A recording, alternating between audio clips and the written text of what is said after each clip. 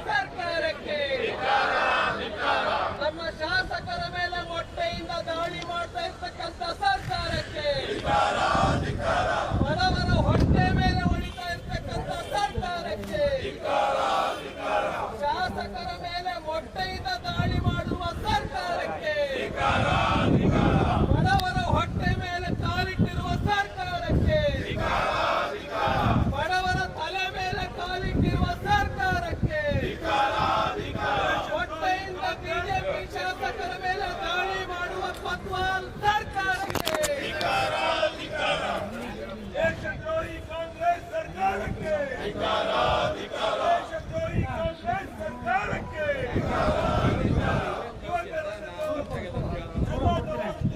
ಕಾಂಗ್ರೆಸ್ ಸರ್ಕಾರಕ್ಕೆ,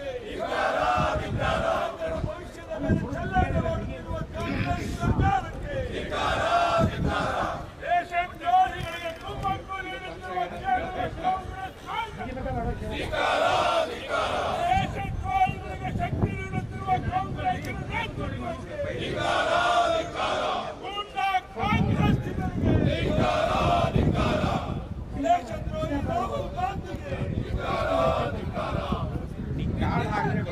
ದುರ್ಬಳಕೆ ಮಾಡ್ತಾ ಇರ್ತಕ್ಕಂಥ ರಾಹುಲ್ ಗಾಂಧಿಗೆ, ವಿದ್ಯಾರ್ಥಿಗಳಿಗೆ ಅನ್ಯಾಯ ಮಾಡ್ತಾ ಇರುವ ಕಾಂಗ್ರೆಸ್ ಸರ್ಕಾರಕ್ಕೆ, ಪಾರ್ಲಿಮೆಂಟ್ ನಲ್ಲಿ ಚರ್ಚೆ ಮಾಡದೆ ಸಮಯ ವ್ಯರ್ಥ ಮಾಡ್ತಾ ಇರ್ತಕ್ಕಂಥ ಹೇಳಿ ರಾಹುಲ್ ಗಾಂಧಿಗೆ, ಪಾರ್ಲಿಮೆಂಟ್ ನಲ್ಲಿ ಚರ್ಚೆನಲ್ಲಿ ಭಾಗವಹಿಸ್ತಾ ಇರ್ತಕ್ಕಂಥ ಹೇಳಿ ಪಲಾಯನವಾದಿ ರಾಹುಲ್ ಗಾಂಧಿಗೆ, ಭಾರತ್ ಮಾತಾ ಕಿ ಕರ್ನಾಟಕದ ಕೊತ್ವಾಲ್ ಸರ್ಕಾರಕ್ಕೆ, ಕರ್ನಾಟಕದ ಕೊತ್ವಾಲ್ ಸಂಸ್ಕೃತಿಗೆ. ಈಗ ನಮ್ಮ ರಾಜ್ಯದ ವಿಧಾನಸಭೆಯ ಉಪನಾಯಕರಾಗಿರ್ತಕ್ಕಂಥ ಅರವಿಂದ್ ಬೆಲ್ಲದವರು ಮಾತಾಡಬೇಕು ಅಂತ ವಿನಂತಿಯನ್ನ ಮಾಡಬೇಕು.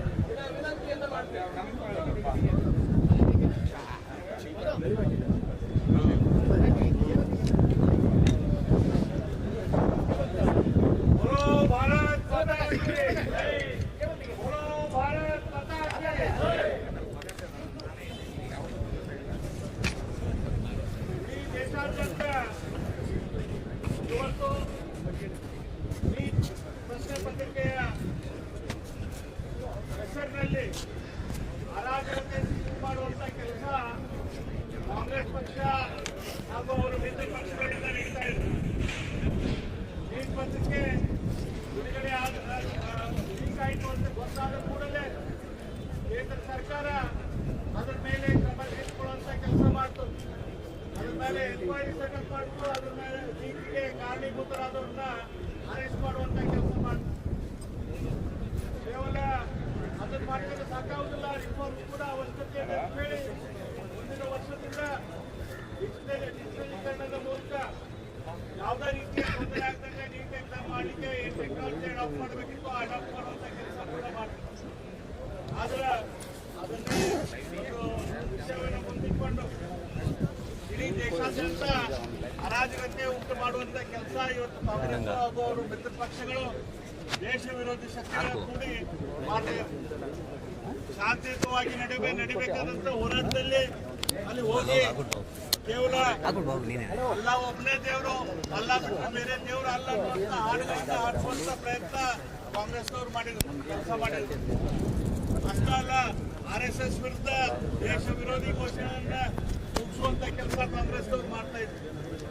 ಈ ರೀತಿ ವಿದ್ಯಾರ್ಥಿಗಳನ್ನ ಅನಾವಶ್ಯಕವಾಗಿ ತಪ್ಪು ದಾರಿಗೆ ಎಳೆಯುವಂತ ಕೆಲಸ ಕಾಂಗ್ರೆಸ್ನವ್ರು ಮಾಡಬೇಡಿ, ಸರಿಯಾದ ರೀತಿಯಿಂದ ಆಡಳಿತ ಮಾಡ್ರಿ ಅಂತೇಳಿ ನಮ್ಮ ಪಕ್ಷದಿಂದ ನಮ್ಮ ಪಕ್ಷದ ನಾಯಕರು ಅಶೋಕ್ ಅವರ ನೇತೃತ್ವದಲ್ಲಿ ಶ್ರೀ ಚಲವಾದಿ ನಾರಾಯಣ ಸ್ವಾಮಿ ಅವರ ನೇತೃತ್ವದಲ್ಲಿ ನಮ್ಮೆಲ್ಲ ಶಾಸಕರು, ಮಾಜಿ ಶಾಸಕರು, ನಮ್ಮ ಹಿರಿಯ ಪಕ್ಷದ ಧುರೀಣರು ಎಲ್ಲರೂ ಕೂಡಿ ನಾವು ಕಾಂಗ್ರೆಸ್ ಪಕ್ಷದ ಮುಂದೆ ಆಫೀಸಿನ ಮುಂದೆ ಧರಣಿ ಮಾಡಬೇಕು ಅಂತ ಹೇಳಿ ಸರ್ಕಾರಕ್ಕೆ ವಿನಂತಿ ಮಾಡಿದಾಗ ಸರ್ಕಾರ ಕಂಟೋನ್ಮೆಂಟ್ ರೈಲ್ವೆ ಸ್ಟೇಷನ್ ಹತ್ರ ನಮ್ಮನ್ನ ಅರೆಸ್ಟ್ ಮಾಡುವಂತ ಕೆಲಸ ಮಾಡ್ತೀವಿ.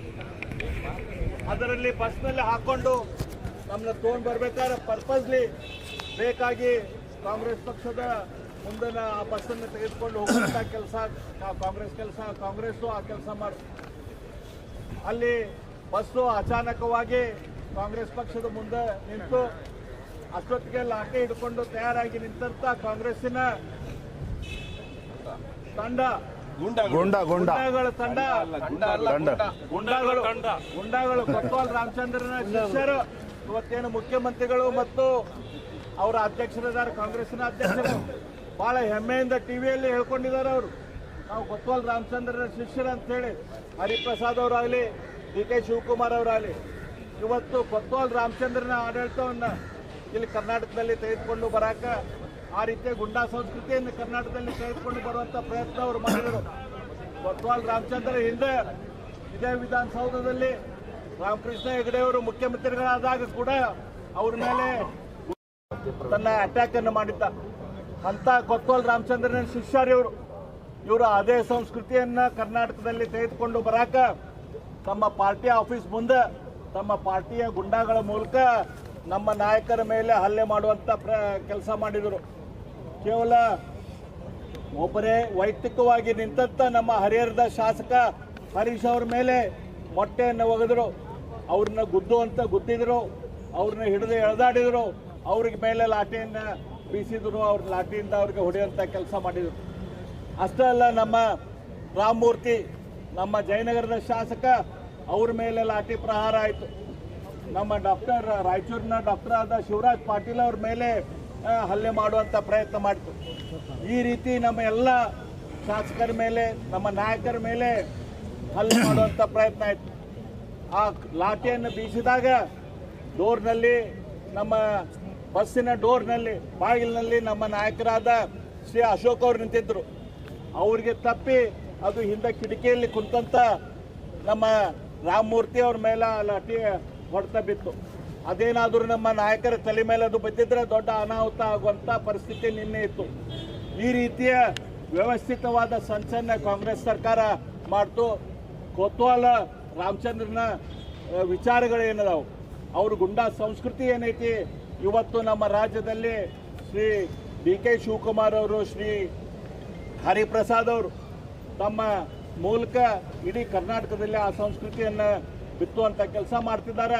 ಆ ಗುಂಡಾ ಸಂಸ್ಕೃತಿಯ ಮೂಲಕ ಜನರ ಧ್ವನಿಯನ್ನು, ವಿರೋಧ ಪಕ್ಷದ ಧ್ವನಿಯನ್ನು ಹತ್ತಿಕ್ಕಿಸುವಂಥ ಕೆಲಸ ಪ್ರಯತ್ನ ಅವರು ಮಾಡ್ತಾ ಇದ್ದಾರೆ. ಅದಕ್ಕೆ ವಿರೋಧವಾಗಿ ಇವತ್ತು ಸತ್ಯ ಅಹಿಂಸೆಗೆ ಹೋರಾಟದ ಪ್ರತಿರೂಪವಾದ ಗಾಂಧೀಜಿಯವರ ಪ್ರತಿಮೆ ಮುಂದೆ ನಾವು ಹೋರಾಟ ಮಾಡ್ತಿದ್ದೇವೆ. ಈ ಗುಂಡಾಗಳನ್ನ ನೀವು ಅರೆಸ್ಟ್ ಮಾಡೋದು ಅಷ್ಟೇ ಅಲ್ಲ, ಧಾರವಾಡಕ್ಕೆ ನೀವು ಸ್ಟ್ರೈಕಿಗೆ ಬಂದಿದ್ರಲ್ಲ, ಅದನ್ನು ವಿದ್ಯಾರ್ಥಿಗಳಿಗೆ ಹೋರಾಟ ಮಾಡಕ್ಕೆ ಈಗ ವಿಧಾನ ಪರಿಷತ್ತಿನ ಪ್ರತಿಪಕ್ಷ ನಾಯಕರಾಗಿರ್ತಕ್ಕಂಥ ಶ್ರೀಯುತ ಚಲವಾದಿ ನಾರಾಯಣ ಸ್ವಾಮಿ ಅವರು ಮಾತಾಡಬೇಕು ಅಂತ ವಿನಂತಿಯನ್ನು ಮಾಡ್ತೇನೆ. ಮಾನ್ಯ ಬಂಧುಗಳೇ, ರಾಷ್ಟ್ರ ಮಟ್ಟದಲ್ಲಿ ನೀಟ್ ಪರೀಕ್ಷೆಯಲ್ಲಿ ಆದ ಲೋಪದಿಂದ ಅದನ್ನ ಸರಿಪಡಿಸುವ ಕಾರ್ಯವನ್ನ ಕೇಂದ್ರ ಸರ್ಕಾರ ಈಗಾಗಲೇ ಮಾಡಿದೆ. ಎಲ್ಲ ವಿದ್ಯಾರ್ಥಿಗಳು ಕೂಡ ಸಂತೋಷವಾಗಿದ್ದಾರೆ, ಸಂತೃಪ್ತರಾಗಿದ್ದಾರೆ. ಆದರೂ ಕೂಡ ದೇಶದ್ರೋಹಿಗಳನ್ನ, ದೇಶ ವಿರೋಧಿ ಶಕ್ತಿಗಳನ್ನ, ತುಕಡೆ ಗ್ಯಾಂಗ್ಗಳನ್ನ ಜೋಡಿಸಿಕೊಂಡು ಜಂತರ್ ಮಂತರ್ನ ಮುಂದೆ ಸ್ಟವ್ ಮಾಡಿ ರಾಜಕೀಯ ಮುಖವಾಡವಿಲ್ಲದಂತೆ ಅವರನ್ನು ಮುಂದಿಟ್ಟು ಹೋರಾಟ ಮಾಡಲಾಗ್ತಿತ್ತು. ಆದ್ರೆ ಪಾರ್ಲಿಮೆಂಟ್ ಭವನಕ್ಕೆ ನುಗ್ಗಲಿಕ್ಕೆ ಪ್ರಯತ್ನ ಮಾಡಿದಾಗ ಲಾಠಿ ಚಾರ್ಜ್ ಮಾಡತಕ್ಕಂಥದ್ದು ಅನಿವಾರ್ಯ ಇತ್ತು. ಯಾಕಂದ್ರೆ ಅದು ಸೆನ್ಸಿಟಿವ್ ಏರಿಯಾ. ಅದನ್ನ ಮುಂದಿಟ್ಟುಕೊಂಡು ಯಾವ್ಯಾವ ದುಷ್ಟ ಶಕ್ತಿಗಳ ಪಕ್ಷಗಳ ಮುಖಂಡರಿದ್ರು ಅವರೆಲ್ಲರೂ ಪ್ರತ್ಯಕ್ಷ ಆಗೋದ್ರು. ಮಾನ್ಯ ರಾಹುಲ್ ಗಾಂಧಿ ಅವರು ಈಗ ತುಕಡೆ ಗ್ಯಾಂಗ್ನ ನಾಯಕರಾಗಿದ್ದಾರೆ. ತುಕಡೆ ಗ್ಯಾಂಗ್ನ ನಾಯಕರಾಗಿದ್ದಾರೆ. ನಿಮಗೆ ಗೊತ್ತಿರಬಹುದು, ಎಲ್ಲರೂ ಮದುವೆ ಆದಾಗ ಒಂದೇ ಸಾರಿ ಹೋಗ್ತಾರೆ ಹೊರದೇಶಕ್ಕೆ ಹನಿಮೂನ್ಗೆ. ಪಾಪ ನಮ್ಮ ರಾಹುಲ್ ಗಾಂಧಿಯವರು ಪದೇ ಪದೇ ಹೋಗ್ತಾರೆ. ಅದು ಯಾಕೆ ಹೋಗ್ತಾರೆ ನನಗೆ ಗೊತ್ತಿಲ್ಲ. ಆದ್ರೆ ಒಂದು ತಿಳ್ಕೊಳ್ಳಿ, ಅವರು ಹೊರ ರಾಜ್ಯ ದೇಶದಲ್ಲಿ ಹೋಗಿ ಕುಳಿತು ಯೂಟ್ಯೂಬ್ ಅಲ್ಲಿ ಓಡಾಡ್ತಾ ಇದೆ. ಅವರು ಮತ್ತೆ ಇಲ್ಲಿಗೆ ಬರೋಷ್ಟೊತ್ತಿಗೆ ನಮ್ಮ ದೇಶದಲ್ಲಿ ಏನಾದ್ರೂ ಒಂದು ಗಂಡಾಂತರ ಆಗುತ್ತೆ. ಅವರು ಅಲ್ಲಿ ವ್ಯವಸ್ಥೆ ಮಾಡ್ಕೊಂಡು ಬರ್ಲಿಕ್ಕೆ ಹೋಗಿರ್ತಾರೋ ಅಥವಾ ನನ್ನ ಪಕ್ಷಕ್ಕೆ ಈ ದೇಶದಲ್ಲಿ ಯಾರು ಹಣ ಕೊಡ್ತಿಲ್ಲ, ನಡೆಸಬೇಕಾಗಿದೆ ನನ್ನ ಪಕ್ಷ, ದಯವಿಟ್ಟು ನನ್ನ ಸಹಕಾರ ಕೊಡಿ ಅಂತ ಹೇಳಿ ಚೈನಾದವ್ರ ಜೊತೆಯಲ್ಲಿ, ಬಾಂಗ್ಲಾದೇಶದ ಜೊತೆಯಲ್ಲಿ, ಪಾಕಿಸ್ತಾನ ಜೊತೆಯಲ್ಲಿ ಭಿಕ್ಷೆ ಬೇಡ್ಲಿಕ್ಕೆ ಹೋಗ್ತಾರೋ ನನಗೆ ಗೊತ್ತಿಲ್ಲ. ಆದ್ರೆ ಹೋಗಿ ಬಂದ ತಕ್ಷಣ ಗಂಡಾಂತರ ಇಲ್ಲಿ ಕಾದಿರ್ತದೆ. ಇದನ್ನೇ ಇದುವರೆಗೂ ಅವ್ರು ಮಾಡ್ಕೊಂಡು ಬಂದಿದ್ರು. ಮೊನ್ನೆ ಒಂದು ವಾರದ ಹಿಂದೆ ಹೋಗಿ ಬಂದ್ರಲ್ಲ, ಇದು ಈಗ ನಮಗೆ ಕಣ್ಣು ಮುಂದೆ ರಾಜ್ಯ ಇದೆ, ಇದಕ್ಕೆ ಹೋಗಿದ್ರು ಅಂತ. ಈಗ ಪತ್ರಿಕೆಗಳಲ್ಲೂ ಬರಲಿಕ್ಕೆ ಪ್ರಾರಂಭ ಆಗಿದೆ. ರಾಹುಲ್ ಗಾಂಧಿಯವರು ಬೇರೆಲ್ಲರ ಸಹಕಾರ ತಗೊಂಡು ಇದನ್ನು ಪ್ರಾರಂಭಿಸಿದ್ದಾರೆ ಅಂತ. ಏನು ಮಾತಿದ್ರೆ ನಿಮ್ದು ರಿಜಿಸ್ಟರ್ ಆಗಿದೆಯಾ, ನಿಮ್ದು ರಿಜಿಸ್ಟರ್ ಆಗಿದೆಯಾ ಅಂತಾರೆ. ಈ ಕಾಕ್ರೋಚ್ ಪಾರ್ಟಿ ರಿಜಿಸ್ಟರ್ ಆಗಿದೆಯಪ್ಪ. ಕಾಕ್ರೋಚ್ ಪಾರ್ಟಿ ಇದೆಯಲ್ಲ, ರಿಜಿಸ್ಟರ್ ಆಗಿದೆಯಾ ರಾಹುಲ್ ಗಾಂಧಿ ಅವರೇ? ಈಗ ನೀವು ಕಾಕ್ರೋಚ್ ಲೀಡರ್, ನೀವು ಹೇಳ್ರಿ ಜನರಿಗೆ.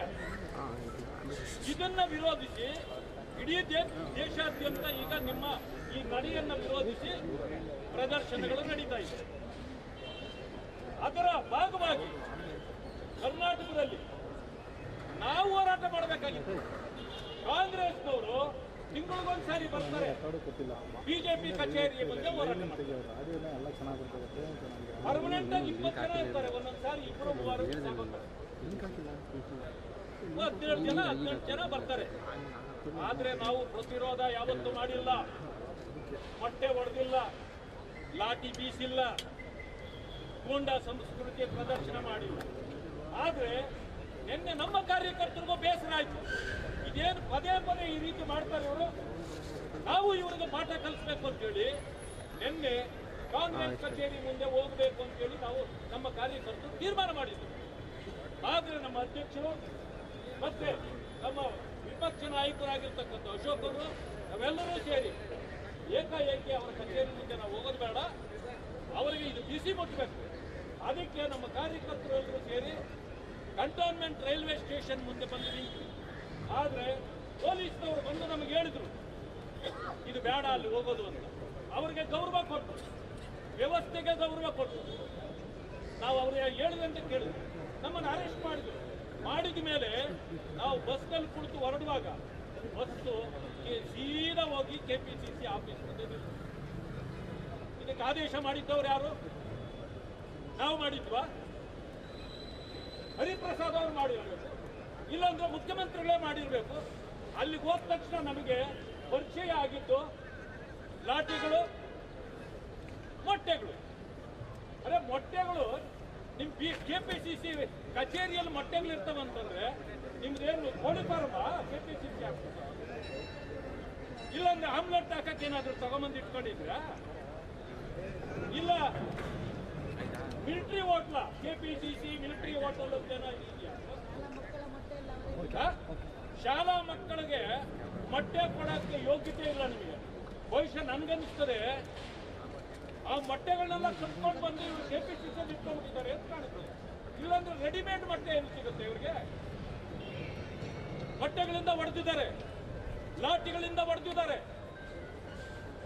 ಇದನ್ನ ವಿರೋಧಿಸಿ ನಾವು ಕಮಿಷನರ್ಗೆ ಹೋಗಿ ನಾವು ಕಂಪ್ಲೇಂಟ್ ಅನ್ನು ಕೊಟ್ಟಿದ್ದೇವೆ. ಕೊಟ್ಟ ಮೇಲೆ ಸುಮಾರು 100-150 ಜನ ಈ ಕಸ್ಟಮಲ್ಲಿ ಇದ್ರೆ 5 ಜನ ಅರೆಸ್ಟ್ ಮಾಡಿದ್ದಾರೆ. ಅದ್ರ ಮೇಲೆ ಯಾವುದೇ ಸೆಕ್ಷನ್ ಹಾಕಿಲ್ಲ. ಅಂದಮೇಲೆ ಇದು ಪೂರ್ವ ನಿಯೋಜಿತ ಮತ್ತು ಸರ್ಕಾರಿ ಪ್ರಾಯೋಗಿಕ ಕೃತ್ಯ ಆಗಿದೆ. ಇದನ್ನ ಬೆಂಬಲಿಸಿ ಮಾನ್ಯ ಕೆಪಿಸಿಸಿ ಅಧ್ಯಕ್ಷರಾಗಿರ್ತಕ್ಕಂಥ ಹರಿಪ್ರಸಾದ್ ಅವರು ಅವರು ಮೊಟ್ಟೆ ಹೊಡೆದ್ರು, ಅದಕ್ಕೆ ನಾವು ಮೊಟ್ಟೆ ಹೊಡೆದ್ವಿ ಅಂತ. ಅಂದ್ರೆ ಕಸ್ಟಡಿಯಲ್ಲಿ ಇದ್ದ ನಾವು ಮೊಟ್ಟೆ ಹೊಡಿಲಿಕ್ಕೆ ಸಾಧ್ಯವಾ? ಹಾಗಿದ್ದ ಮೇಲೆ ಪೊಲೀಸ್ನವರಿಗೆ ಅದರ ನಾನು ಮೊದಲೇ ಇಲ್ಲ, ನನಗೇಂತ ಮಾನ ಮರ್ಯಾದೆ ಇರೋರು ಈ ರೀತಿ ಸುಳ್ಳುಗಳು, ನನಗೇಂತ ಮಾನ ಮರ್ಯಾದೆ ಇರೋರು ಈ ರೀತಿ ಸುಳ್ಳುಗಳು ಯಾರು ಹೇಳೋದಿಲ್ಲ. ಇಡೀ ರಾಜ್ಯದ ಜನರ ಮುಂದೆ ಅವರು ಇವತ್ತಿನ ದಿನ ನಗಬಾಟ್ಲಿಗೆ ಸಿಕ್ಕಿದ್ದಾರೆ. ಜನ ಅವರ ಮಾತುಗಳನ್ನು ಕೇಳಿ ನಗುತ್ತಿದ್ದಾರೆ. ನನಗೇನ್ತದೆ, ಒಂದು ರಾಷ್ಟ್ರೀಯ ಪಕ್ಷ ಇಷ್ಟು ವರ್ಷಗಳ ಕಾಲ 60 ವರ್ಷಗಳಕ್ಕಿಂತ ಹೆಚ್ಚು ಈ ದೇಶವನ್ನು ಆಳಿದ ಪಕ್ಷದ ಅಧ್ಯಕ್ಷ ಒಬ್ಬ ಯೋಗ್ಯ ವ್ಯಕ್ತಿ ಆಗಬೇಕಾಗಿತ್ತು.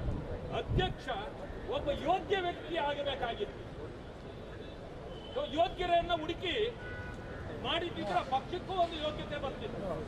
ಆದ್ರೆ ಇಂಥ ಪರಿಸ್ಥಿತಿಯಲ್ಲಿ ನೋಡಿದ್ರೆ ಆ ಕಾಂಗ್ರೆಸ್ನ ಸ್ಥಿತಿ ಚಿಂತಾಜನಕವಾಗಿದೆ. ಅದಕ್ಕೆ ನಮ್ಮ ಮುಖಂಡರು ಮಾತ್ರ ಅಲ್ಲ, ಇಡೀ ರಾಜ್ಯದ ಜನ ಇವತ್ತು ಮಾತನಾಡ್ತಾ ಇದ್ದಾರೆ, ಇದು ಗೂಂಡಾ ಸರ್ಕಾರ. ಯಾಕೆಂದ್ರೆ ಗೂಂಡಾ ಸಂಸ್ಕೃತಿಯಿಂದ ಬಂದವರು. ನಮ್ಮ ಅರವಿಂದ್ ಅವರು ಹೇಳಿದ್ರು, ಬೆಲ್ಲದವರು, ಹೆಗ್ಡೆ ಅವರು ಅಧಿಕಾರದಲ್ಲಿದ್ದಾಗ ವತ್ವಾಲ್ ರಾಮಚಂದ್ರ ಮಚ್ಚು ಹಿಡಿದು ಬಂದಿದ್ರಂತೆ, ಅವ್ರನ್ನ ಅಟ್ಯಾಕ್ ಮಾಡಿದ್ರು. ಸಂವಿಧಾನದ ಮೌಲ್ಯಗಳನ್ನ ಎತ್ತಿ ಹಿಡಿಯತಕ್ಕಂಥ ನಮ್ಮ ಪ್ರತಿಪಕ್ಷ ನಾಯಕರಾಗಿರ್ತಕ್ಕಂಥ ಶ್ರೀಯುತ ಆರ್ ಅಶೋಕ್ರವರು ಮಾತಾಡಬೇಕು ಅಂತ ವಿನಂತಿಯನ್ನ ಮಾಡ್ತೀವಿ. ಆತ್ಮೀಯ ಮಾಧ್ಯಮದ ಸ್ನೇಹಿತರೆ, ಶಾಸಕ ಮಿತ್ರರೇ, ಕಾಕ್ರೋಚ್ ಪಾರ್ಟಿ ಅಲ್ಲಿಂದ ಡೈರೆಕ್ಷನ್ ಕೊಡ್ತಾ ಇದ್ರು. ಕ್ರಮ ಇಲ್ಲ ಅಂತ ಇವ್ರಿಗೆ ಯಾರು ಇಷ್ಟೆಲ್ಲ ದೊಡ್ಡ ಹೋರಾಟ ಮಾಡ್ತಾ ಪಾರ್ಟಿಯಿಂದ ಕೊಡ್ಬೇಕು, ಮತ್ತೆ ನಮ್ಮ ಬಸ್ಸು ಅದು ಪೊಲೀಸರ ಸುರ್ಪದಿಯಲ್ಲಿರೋ ಬಸ್ಸು ನಮ್ದು. ವಿರೋಧ ಪಕ್ಷದ ನಾಯಕರು ಇಬ್ರು ಇದ್ದೀರಿ, ವಿರೋಧ ಪಕ್ಷದ ನಾಯಕರು ನಮ್ಮೆಲ್ಲ ಶಾಸಕರಿದ್ದಾರೆ, ಮಾಜಿ ಮಂತ್ರಿ ಇದ್ದಾರೆ. ಒಂದು ಕಾಮನ್ ಸೆನ್ಸ್ ಬೇಡವನ್ರಿ, ಪ್ರೊಟೆಕ್ಷನ್ ಕೊಡಬೇಕು ಅಂತ ಹೇಳ್ಬಿಟ್ಟು ಪ್ರೊಟೆಕ್ಷನ್ನೇ ಇಲ್ಲ ನಮಗೆ. ಕಾಂಗ್ರೆಸ್ ಆಫೀಸ್ ಮುಂದೆ 200 ಜನ ಪ್ರೊಟೆಕ್ಷನ್ನು, ನಮ್ಮ ಬಸ್ಗೆ ಒಬ್ಬನು ಪ್ರೊಟೆಕ್ಷನ್ನೇ ಇಲ್ಲ. ಅದು ನೋಡಿ ಕಾಂಗ್ರೆಸ್ ಗೌರ್ಮೆಂಟ್ ಹೆಂಗೆ ಟ್ರಿಕ್ಸ್ ಅಂತ ಹೇಳಿದ್ರೆ, ಬಸ್ ಹೋಗ್ತಾ ಇರ್ತದೆ, ಆಟೋಮೆಟಿಕ್ ಆಗಿ ಆಫ್ ಆಗೋತದೆ. ಕಾಂಗ್ರೆಸ್ ಆಫೀಸರ್ ಆಟೋಮೆಟಿಕ್ ಆಗಿ ಓಡ್ ಬಂದ್ಬಿಡ್ತಾರೆಲ್ಲ ಕಾಂಗ್ರೆಸ್ ಅವರೆಲ್ಲ. ಬಸ್ ಮುಂದೆ ಬಂದು ಹೊಡೆದು, ಲಾಠಿ ತಗೊಂಡು ಹೊಡೆದು ಮೊಟ್ಟೆಗಳನ್ನೆಲ್ಲ ದೂರ್ತಾರೆ. ಪ್ರಶ್ನೆ ನಿಮಗೆ, ನಮ್ಮನ್ನ ರೋಡಲ್ಲಿ ಕರ್ಕೊಂಡು ಹೋಗಿದ್ದು ಯಾಕೆ? ಮೊದಲನೇ ಪ್ರಶ್ನೆ. ಮತ್ತೆ ಬಸ್ ಅಲ್ಲಿ ನಿಲ್ಸಕ್ಕೆ ಬಂದ್ರೆ ಪ್ಲಾನ್ ಆಯ್ತು. ಎಲ್ಲ ನಮ್ಮ ಮೊಟ್ಟೆ ಅಂಗಡಿ ಇತ್ತು ಅಲ್ಲಿ ಸುತ್ತಮುತ್ತ, ಎಲ್ಲ ಕಾಂಗ್ರೆಸ್ ಆಫೀಸಿಂದ ಕರಿಕೋಟ್ ಎಲ್ಲ ಹಾಕ ಬಂದಿದ್ರು. ಅಲ್ಲಿ ಲಾಯರ್ ಹೆಸರಲ್ಲಿ ಬಂದಿದ್ರು. ಅಲ್ಲಿ ಬಂದವರು ಯಾರು? CCTV ಕ್ಯಾಮ್ರಾದ ಚಿತ್ರೀಕರಣ ಆಗಿದೆ. ಎಲ್ಲ ಮಾಧ್ಯಮದವರು ಎಲ್ಲ ತೋರಿಸಿದ್ದಾರೆ. DK ಹರಿಪ್ರಸಾದ್ ಹೇಳಿದ್ರು, ನಾವೇ ಮೊಟ್ಟೆಗಳು ತಗೊಂಡು ನಾವೇ ಹೋಗಿದ್ರಂತೆ. ನಾಚಿಕೆ ಆಗಲ್ಲ ಅಂದ್ರೆ, ನೀವು ಬಸ್ಸೇ ಪೊಲೀಸ್ ಬಸ್ಸಲ್ಲಿ ಮೊಟ್ಟೆ ಅಂಗಡಿ ಬರ್ತೈತೆ ನಿಮ್ದು. ಪೊಲೀಸ್ ಅವ್ರಿಗೆ ಏನಾನ ಮೊಟ್ಟೆ ಕೊಟ್ಟಿದ್ರ? ನೀವೇನಾನ ಅಂಗನವಾಡಿ ಮಕ್ಕಳಿಗೆ ಕೊಡಕ್ಕೆ ಯೋಗ್ಯತೆ ಇಲ್ಲ, ಪೊಲೀಸ್ ಅವ್ರಿಗೆ ಮೊಟ್ಟೆ ಕೊಟ್ಟಿದ್ರ ನೀವು? ಹೆಂಗ್ ಬಂತು ಅಂದರೆ ನೀವು ಹೇಳೋ ಪ್ರಕಾರ ಪೊಲೀಸ್ ವ್ಯಾನಲ್ಲಿಂದಾನೆ ಮೊಟ್ಟೆಗಳು ಹಾಕಿದ್ರು ಅಂತ. ಹಂಗಾರೆ ಪೊಲೀಸ್ ಅವರೇ ತಂದು ಕೊಟ್ಟಿರ್ಬೇಕು ನಮಗೆ. ಹಂಗಾರೆ ಪೊಲೀಸ್ ಅವ್ರನ್ನ ಸಸ್ಪೆಂಡ್ ಮಾಡ್ತೀರಾ? ಹೇಳಕ್ಕೂ ಒಂದು ಮಾನ ಮರ್ಯಾದೆ ಇರ್ಬೇಕು. ಅದಾದ್ಮೇಲೆ ಹರೀಶ್ ಅವರು ನಮ್ಮ ಮೆರವಣಿಗೆಗೆ ಬರಬೇಕು ಅಂತ ನಡ್ಕೊಂಡ್ ಬರ್ತಾ ಇದ್ರು. ರೋಡ್ ತಲೆಗೆ ನಮ್ಮ ಅಶ್ವಥ್ ನಾರಾಯಣ್, ನಮ್ಮ ಶಾಸಕರು, ಅವ್ರ ಮೇಲೆ ಹಲ್ಲೆ ಮಾಡಿದ್ದೀರಾ, ನಮ್ಮ ಕಾರ್ಯಕರ್ತರುಗಳ ಮೇಲೆ ಹಲ್ಲೆ ಮಾಡಿದ್ದೀರಾ. ಅಂದ್ರೆ ಇದೆಲ್ಲ ಪೂರ್ವ ನಿಯೋಜಿತವಾದಂತ ಗೂಂಡಾಗಿರಿ. ಇದು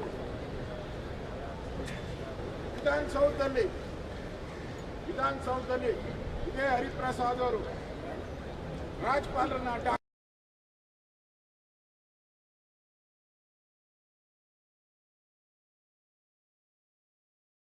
The UK degree is recognized worldwide. I think living in Oxford is a very lovely experience. You just feel like you are born in the film, and that's very exciting to me. Being able to do my studies here just feels amazing and magical. Oxford is definitely a safe and inclusive place. The communities are very diverse and welcoming. It's like a dream to be here, so I am very happy and pleased to be learning at Oxford Brookes University.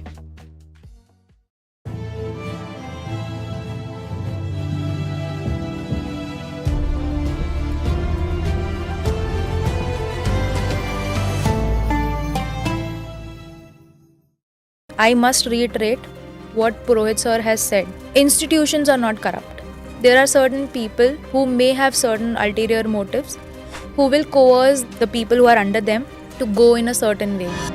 Now, you can have RDX right here. It's literally in a powder form. You can keep it here. Matches bhi jala sakte ho. It won't blast. That the contamination of evidence with respect to this case has been so much that every time, every fact that you may want to talk about, it will eventually boil down to uski integrity hi nahi thi. Explain the importance of RDX in this, because it was said that Colonel Purohit brought it in. That there were 33 packets sent to the FSL for examination. एक packet में उन्होंने उसी में ही मिट्टी डाली हुई है, उसी में ही लोगों के ब्लड स्टेन्ड कपड़े हैं, श्रैपनल्स भी उसी में ही हैं. तो क्रॉस कंटेमिनेशन होगा. Absolutely. For the investigating officer, he says, I went to the crime scene, I saw the freedom bike जिसके डिक्की के नीचे RDX रखा था. उसको कैसे पता RDX रखा है? On 30th, when you are saying कि मैंने बोल दिया कि उसमें RDX रखा है, do you have the scientific reports to say that it is RDX? How do you know it is RDX? 30 odd witnesses went hostile. Yes. They unequivocally reiterated the fact that when they were being beaten and coerced, it was being done to appease the people in power at the time. He was tortured, and he says that the torture happened by a fellow Fauji. It's a psychological tactic, having your own brother from the forces torture you to make you feel that nobody is ever going to come and save you.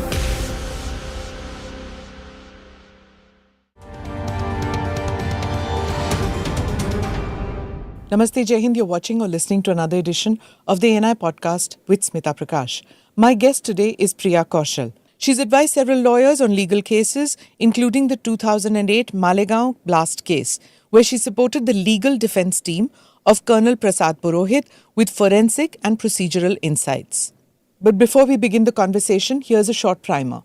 The 2008 Malegaon blast occurred on September 29, 2008, which targeted a Muslim-majority town in Maharashtra. A motorcycle bomb exploded near a mosque, resulting in the deaths of 6 people and injuries to over 100. Several people were arrested in connection with the case. Our focus in the podcast is the arrest, the charges and the acquittal of Lieutenant Colonel Prasad Purohit. The Maharashtra Anti-Terrorism Squad, the ATS, arrested Lieutenant Colonel Purohit on November 2008, alleging that he was involved in the planning of the attack while working as an intelligence officer. Purohit was the first serving army officer to be implicated in the terrorism case in India. After several investigations, including oversight by India's National Investigation Agency, NIA, the trial spanned several years with over 300 witnesses examined, although many turned hostile. On August 2, 2025, a special court in Mumbai acquitted all 7 accused in the Malegaon blast case, including Colonel Purohit. The verdict highlighted several critical points, one being the lack of evidence. The court ruled that the prosecution failed to provide sufficient evidence to link the accused to the blast. Specifically, it couldn't prove that the bomb used was connected to any of the defendants. Different agencies, that is the ATS and later the NIA, interpreted the same forensic evidence differently.